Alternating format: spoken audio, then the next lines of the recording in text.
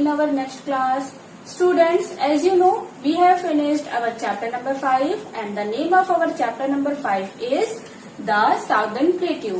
बेटा हमने अपने इस चैप्टर का एक्सप्लेनेशन फिनिश कर लिया है. So today we are going to discuss about the exercises of this chapter. Okay? Before starting the exercises, beta, you all have to underline all the hard words of this chapter and write their meaning with the help of dictionary. आप सभी को इस chapter के सारे hard words को underline करना है और डिक्शनरी की हेल्प से उसकी मीनिंग अपने बुक में ही लिखनी है. Okay, now take your book and open your page number 37. Here you can see we have two exercises, two multiple choice question. The first one is test yourself. हमारी पहली exercise है बेटा test yourself and the second is multiple choice question. Okay, in this exercises we have questions और एक question के कई सारे answer दिए गए हैं. हम स्टेटमेंट को पढ़ेंगे और उसका जो भी राइट आंसर होगा उस पर टिक लगाएंगे. Okay, so let's start the exercise. Question number 1 is, what is the shape of the Southern Plateau? Southern Plateau का shape कैसा है? So the right answer is triangular. Next is, which river divides the huge plateau region into two parts? वो कौन सी नदी है बेटा जो southern plateau को दो भागों में बांटती है? So the right answer is Narmada river. Okay, next is, where do the western and eastern Ghats meet? Western और ईस्टर्न घाट आपस में कहाँ मिलते हैं? So they meet on Nilgiri hills. वो नीलगिरी पहाड़ियों पर आपस में मिलते हैं. ठीक है, सो ये था हमारा बेटा test yourself. Now let's do the exercise number A, that is multiple choice question. Question number 1 is, which is one of the highest waterfall in India? So the correct answer is Jog Fall. Okay. Question number 2, which is the longest river in the Deccan Plateau? Deccan Plateau की सबसे लंबी नदी कौन सी है? So the correct answer is Godavari. Now question number 3 is, which soil is good for growing cotton? So correct answer is black soil is good for growing cotton. Okay, now the last is, what is the Chota Nagpur region famous for? छोटा Nagpur reason बेटा क्यों famous है? It is famous for its minerals. ये अपने खनिजों के लिए जाना जाता है. Now come on to the exercise number B. In this exercise we all have to write the states name. यहाँ पर बेटा कुछ फेमस चीजें दी गई हैं. ओके, जो हमारी चैप्टर से ही रिलेटेड है. हमें उनको पढ़ना है, आइडेंटिफाई करना है और ये बताना है कि ये जो फेमस चीजें हैं या जो फेमस प्लेसेस हैं ये किस स्टेट में हैं. Okay, so let's start the exercise number B. Number 1 is Kanha national park. बेटा कान्हा नेशनल पार्क कहाँ है? It is in Madhya Pradesh. Next is Jagannath temple. Jagannath temple बेटा कहाँ है? It is in Orissa. Next is silk sari. किस स्टेट की सिल्क साड़ी फेमस है? हमने पढ़ा था कि तमिलनाडु की सिल्क साड़ी जो है वो बहुत ही फेमस है. ओके, नेक्स्ट इज लावानी डांस कहाँ का ट्रेडिशनल डांस है? सो ये है महाराष्ट्र का ट्रेडिशनल डांस. नेक्स्ट इज किस स्टेट का बिदरी वर्क बहुत ही फेमस था बेटा? सो इसका करेक्ट आंसर था आंध्र प्रदेश. ओके, लिखते वक्त आप अपने स्पेलिंग्स का ध्यान दीजिएगा. Students, we all have to do our exercise number A and exercise number B in our book only. Okay, now come on to the exercise number C.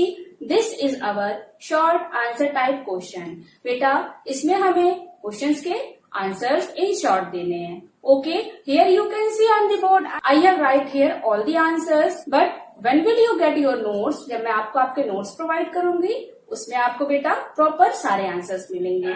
Okay, let's discuss the exercises. Our question number 1 is, name the southern most tip of the Indian mainland.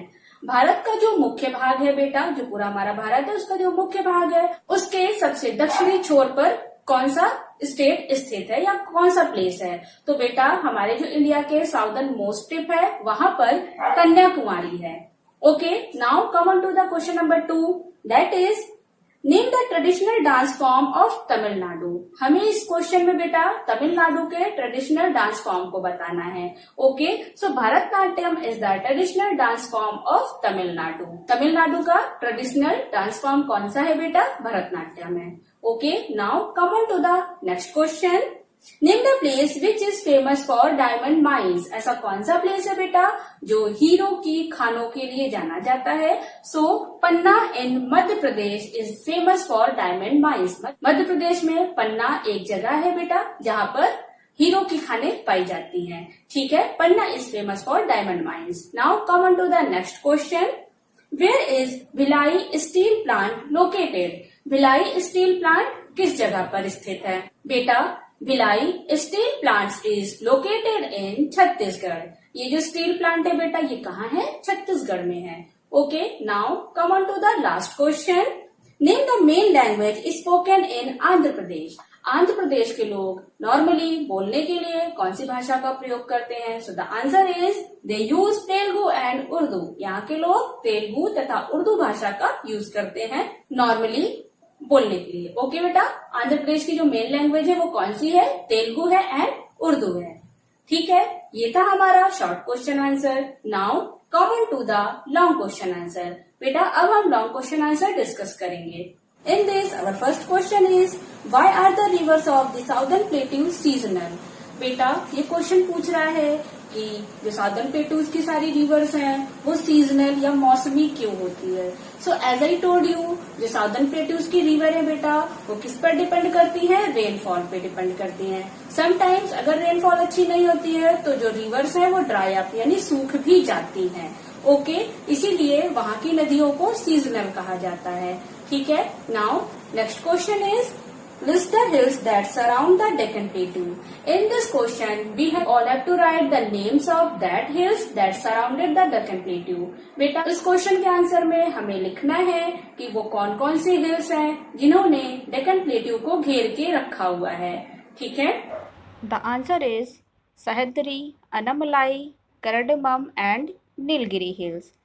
now the next question is, how are the Eastern Ghat different from the Western Ghat? बेटा इस question के answer में हमें लिखना है कि किस तरह से ईस्टर्न घाट वेस्टर्न घाट से डिफरेंट है।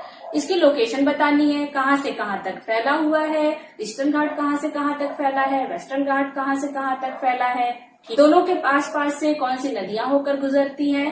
ये जितने भी फैक्ट्स है बेटा उन्हें हमें इस आंसर में लिखना है। Okay, now next question is briefly describe the central highland. बेटा in this answer we have to write about the central highland. हमें बताना है बेटा कि सेंट्रल हाईलैंड की लोकेशन क्या है, देन कौन कौन से स्टेट्स हैं जो सेंट्रल हाईलैंड में सिचुएटेड हैं।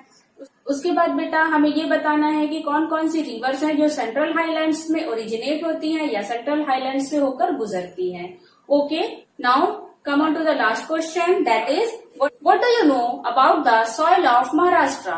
बेटा आप महाराष्ट्र की मिट्टी के बारे में क्या जानते हैं, हमें इस आंसर में लिखना है।